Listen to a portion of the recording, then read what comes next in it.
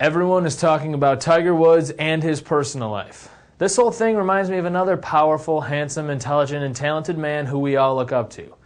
That's right, Mr. Don Draper. Let's take a look. Now, these two men have beautiful wives, are the best at what they do, and make tons of money. You can't ask these guys to settle down no matter how hot you are.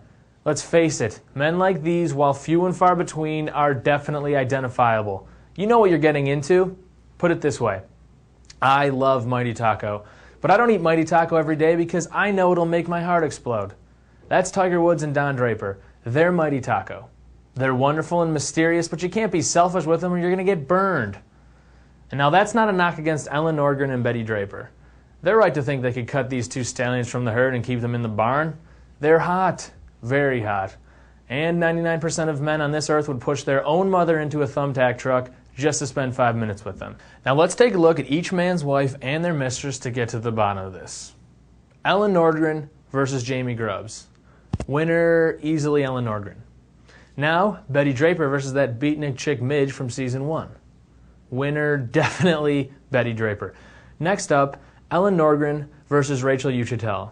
Winner, again, Ellen Nordgren. And finally, Betty Draper versus Bobby Barrett. And the winner is easily Betty Draper. The point is, when you go to a Chinese buffet, you don't only eat sesame chicken. It's your favorite, but you spice it up with noodles and those shrimp things. And that leaves the rest of us. Is Tiger Woods still a sports icon? Definitely.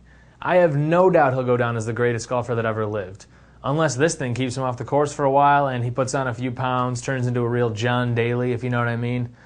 But I will say this, I hope it doesn't. What did Don Draper do when Betty ran off with Henry Francis? He stepped back into the office of Sterling, Cooper, Draper, and Price and smiled. Because he's the man.